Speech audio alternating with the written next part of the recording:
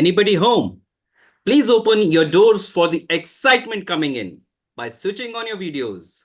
Good evening, fellow Toastmasters and the distinguished leaders of Region 8, District 105.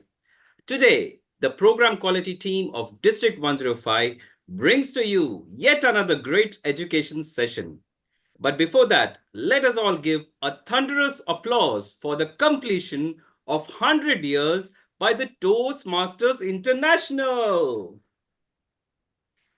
Myself, Toastmaster Shanawaz Rafiq, the Sergeant at Arms of this education session, page to stage. Before we start the session, let me lay down the ground rules. Please mute your microphones when you're not speaking. Keep your videos switched on at all times. Active participation is encouraged, but please save any questions for the designated question and answer session. Refrain from speaking on 3 taboo topics: sex, politics, and religion. Remember, this is your space to learn, improve, and enjoy the Toastmasters experience.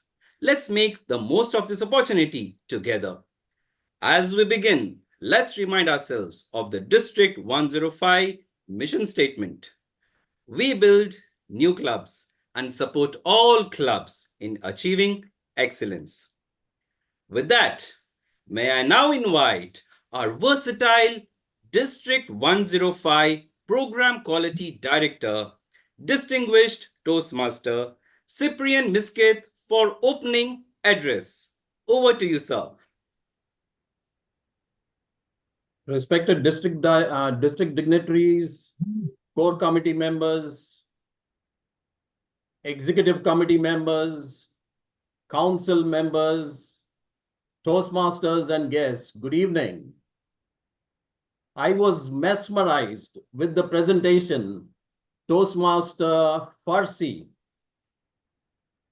did at the World Championship of Public Speaking at Anaheim this August. He titled his speech, "Who's in the Chair?" He used body language, gestures to great effect. And he was so much involved with the speech that I said, I need to get this gentleman for an education session for members at District 105. Tonight, he's going to give us tips and ways of how to present a speech from a script to a stage. I would like to thank our program quality team of the education and training unit led by DTM Bipin Kuriakos, who has put this program together for all of us. My gratitude also goes out to Toastmaster Fursey, who has readily agreed to do this program for us.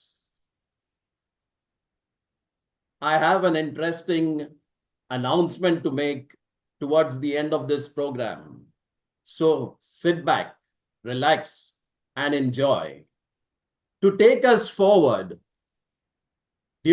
for this session, we have a very charming lady who is a homeopathic psychologist who has been in Toastmasters from 2014 and is the president of Millennium Toastmasters Club, Abu Dhabi. She's also a team member in the education and training strategy team. Please put your hands together to welcome DTM Purni Sudhakar to take us through. Thank you, District Program Quality Director, DTM Cyprian Misketh, for that wonderful introduction. Fellow Toastmasters, district, division, and area dignitaries, good evening to one and all present here. After joining Toastmasters, I was asked to deliver my first speech. But then, when the day arrived, I had to call and say, "Hello, Mr. VP, my throat is choked and I want to postpone my speech date." Though My entire script was on the page. I was unable to get up on the stage to deliver my speech. This was the question that was lingering around my mind. Why am I not able to deliver? I am sure many Toastmasters here might have volumes of pages written which can even be published as a book, but they haven't reached the stage. Hence, our PQD decided to call someone who is an action taker. He is a six-time district champion in evaluation, table topics, and international speech contests across districts 25, 85, and 128. He was honored as District 25's Toastmaster of the Year in 2020. And he is someone who has achieved remarkable success on the global stage, reaching the semi-finals of the World Championship of Public Speaking 3 times and making it to the finals twice. Not just that, fellow Toastmasters, he has turned his passion into profession with 30 years of experience in theatre and speech education. He has dedicated his career to empower others through the art of communication as an executive speech coach. He has not only transformed countless individuals into confident speakers, but has also taken on the role of an educational reader and trainer of trainers. Tonight, he will be sharing his insight in this educational session, Page to Say Stage, where he'll guide us on how to effectively bring our speeches to life. Please joining me in welcoming our guest speaker tonight, Toastmaster Fursey Gotuako.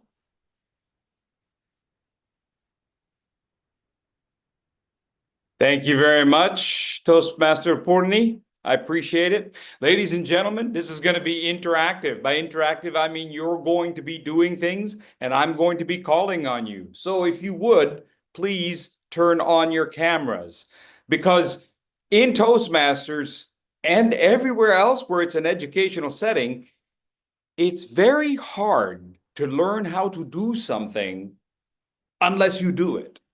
It's very hard to fix a car unless you actually fix a car. It's very hard to learn how to dance unless you actually dance. It's very hard to cook unless you actually cook. It's very hard to speak unless you're actually speaking. So I will be asking you to speak and do certain demonstrations. Excellent.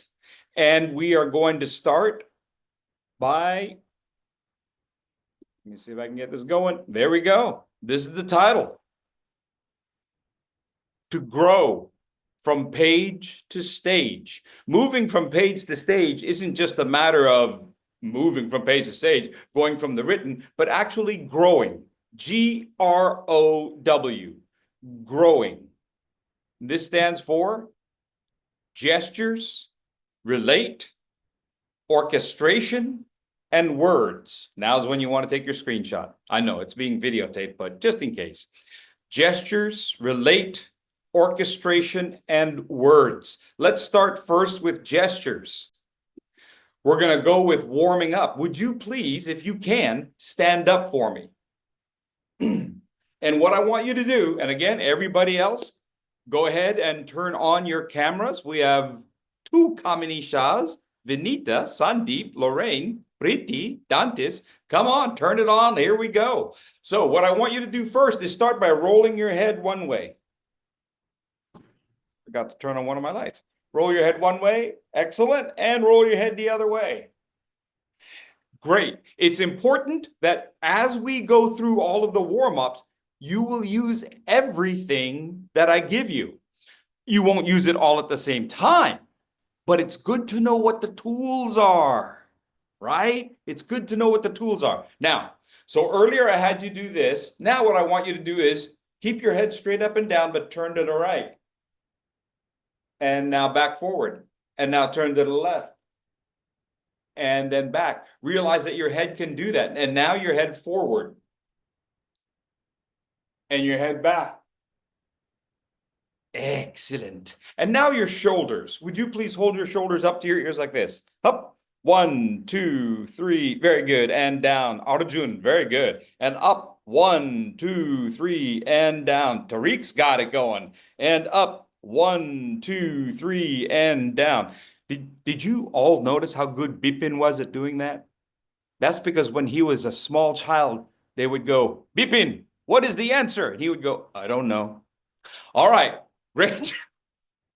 Yeah, that's it. Bipin is the one that I pick on all day long. Okay, so we've got our head, now our shoulders, and now this. Would you roll your arms forward for me? Oh, big circles, big circles. Don't hit the cat, Tariq. All right, good. And back. Good. And now for you truly talented people like Bindu and Shwisin, one forward, one back. Hey, there you go. There you go, Toastmaster Purni. One forward, one back. Oh, Arjun, that's good. And then reverse it. The other arm forward, the other arm back. All right. Now, here's the thing. Some of you still aren't quite getting it, so try this for me. 2 hands up. Now, one arm going back and the other arm going forward. And stop. When would we ever use this? When would we ever use this position? Any thoughts? When would we ever need our hands in this position as a speaker on stage? I know, like when we're surfing. Shah Rukh Khan dance. What? Shah Rukh Khan dance. Shah Rukh Khan, you know? Oh, well, that's a good plan, but I'm not sure I could do that. But how about when we have PowerPoint? Right? We are using our hands back here when we are doing PowerPoint. We forget that we can gesture backwards. And you're wondering, well, what's this hand doing? This hand is always referring to our audience. Go ahead, try it. One hand pointing to the PowerPoint, and the other hand, there you go, Zoom Master Chris. There you go. Tariq, go ahead and try pointing that hand at the camera. Excellent. Very good. There you go, Cyprian. So one hand is doing this, the other hand is doing this, and then watch. You simply have to walk to the other side of your screen, turn your body, and now you can do this. Right? It doesn't take much to all of a sudden master the stage. Excellent. Good. Now I'm going to give you a few more things. Your hand, put one hand up in front of your camera and move at the wrist. You see what happens if you simply isolate different parts of your body. There you go, Shanawaz. Excellent. Now both hands up and your pinkies. Move just your pinky fingers. And now the ring finger. And then the middle finger. And then the pointer finger. There you go, Shwesin. And then the thumb. Now all the fingers. We forget that all the fingers actually move. Now add the wrist, which you were doing earlier. Now add the elbows. And now your shoulders. Excellent. Very good. So what we're doing here is we are isolating the different parts of our body so that we can communicate. Because we sometimes forget that all these move separately. Right? We tend to speak like this. You know that song in the 70s? Everybody was kung fu fighting? Well, not everybody was actually kung fu fighting. I don't think Cyprian was kung fu fighting. Shanawaz was. I'm sure of it. Yeah? So we can't all go chopping the audience. They don't like it. That hurts. So we want to use all our fingers. We want to add soft in there. And then the shoulders, when I was stressing the shoulders, realize that our movements start at the shoulders. Look where my elbows are. My elbows are so high. Yes? You want to move your elbows away from your torso. Because when the elbows don't move away from the torso, they get stuck here. Those of you who've seen me before, what do I call that gesture? What is it when your elbows are stuck right here at your sides? Anybody remember? forklift. You know, like at a construction site, beep, beep, beep, beep, beep. I am here to deliver a message. Right? We have to do better than that. We have to do. Hey, listen, if you're doing a speech and all we're doing is this, you might as well just send a memo. Watch your boss the next time he gives a speech. You tell me if he doesn't do this the whole time. Forklift. Forklift. Because if all we're going to do is put our hands out like that, what are we really communicating to an audience? Right? What are we really communicating if our hands are like that? This is the universal sign for, I don't got it. I don't have anything. Right? Shuisin, I don't have anything. When your son or daughter, especially those sons, right, Johan, when the young boy says, I didn't do it. I didn't do it. Look, they do this. Shoulders up and they got their hands out. I didn't do it. Right, Sandeep? So we can do better than that. We can't go in front of our audience going, I have something important to say. Really? Because it doesn't look like it. It just doesn't look like it. Excellent. And now what I want you to do is to keep your hips in place and rotate just your upper torso. Now I can't see all your lower body. I'm just going to presume you got pants on. But what I want you to do is keep your hips in place and rotate just your upper torso. So your shoulders, it's just your shoulders. Good. Now rotate all the way down to your ankles. So you're rotating all the way down. Now you're twisting your hips and your shoulders together. There you go. There you go. Give it a try, Kamar. I know, this is what Arjun calls dancing. It's all right, man. You're doing great. And now, for you truly talented people like Srinivasan, I want your shoulders to go one way and your hips to go the other way. Come on, man. We're all watching. Hips one way and shoulders the other way. Excellent. Now, again, you're wondering, why would we ever use this, Fursey? Consider, your hand is here, right? PowerPoint. The other hand is here. Your head there. Your hips there. Your shoulders there. Look how many different audiences you are referring to. Look at all the different ways your body is going. There you go, Shui Sin. Sebastian, have you given it a shot yet? Bindu, there you go, Bindu. Yeah, Bipin, does this make sense? We can actually have our bodies going in different directions. Our shoulders and our hips can be in a different alignment, right, Purni? Our shoulders and hips go in a different alignment. Oftentimes, everybody can go ahead and have a seat now. Oftentimes, when people gesture, they keep their gestures straight ahead. Their face only stays straight ahead. If they let go of the lectern, their hands are right there in forklift mode.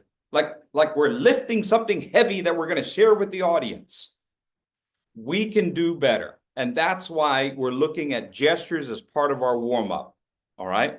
So it's not hard. All we're doing is going up and down the body. I'm going to put it back on the screen for you.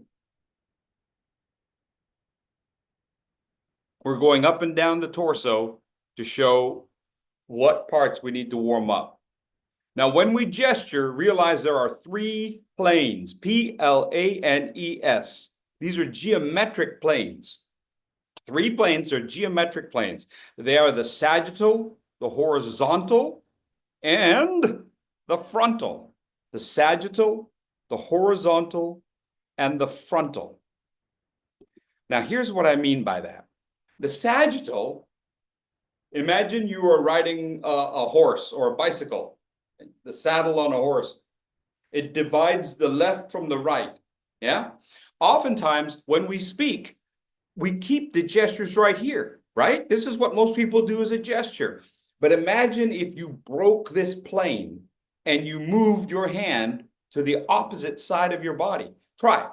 Try moving your hand from one side of your body all the way across. Johan, there you go. There you go, Johan. Tariq, you got it. You got it. Does this make sense? Now go 2 hands that direction. Yeah, so we're almost moving. There you go. We're pivoting. Okay, we got somebody new to the camera. Girija. Girija, is that right? Girija. Girija. Closer. She's like, golly, this guy can't pronounce my name. Where the darn. So, right? So we are crossing over that boundary. When we can cross over that boundary, it makes our gestures more interesting. We can even pivot our body.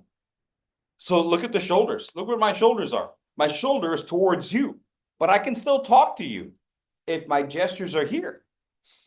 A few years ago, when I got to the World Championship, that was exactly what I was doing. I put my board here, and then I moved it over here. And so I could pretend I was writing on a wall right there in front of an audience. When we can use our hands to demonstrate things that are abstract, it makes it so powerful. There you go, Purni. There, does that make sense? Yeah, that's good. That's good. This is why I want the cameras on, so I can give you feedback. I can show you because if all I did was talk and all you did was listen, by tomorrow, you will have forgotten everything I said. You would. You'd go, I forgot what Fursey said, but I know what I want for lunch. But if I have you do it, then it makes more sense. So that is the sagittal plane, the left and the right. Now we also have the horizontal plane. The horizontal plane is anything that is horizontal, like a tabletop. And it can be here, it can be here, it can be here. It tends to be here because this is where we have our elbows most of the time. It tends to be here. But imagine if you were going to show something going up. Imagine if we all said, you know what? Our revenue for our company, our revenue is going up. Right? We can break through this plane. We're breaking the plane. Otherwise, this is what it looks like. Our revenue is going up. There's no gesture. Our revenue is going up.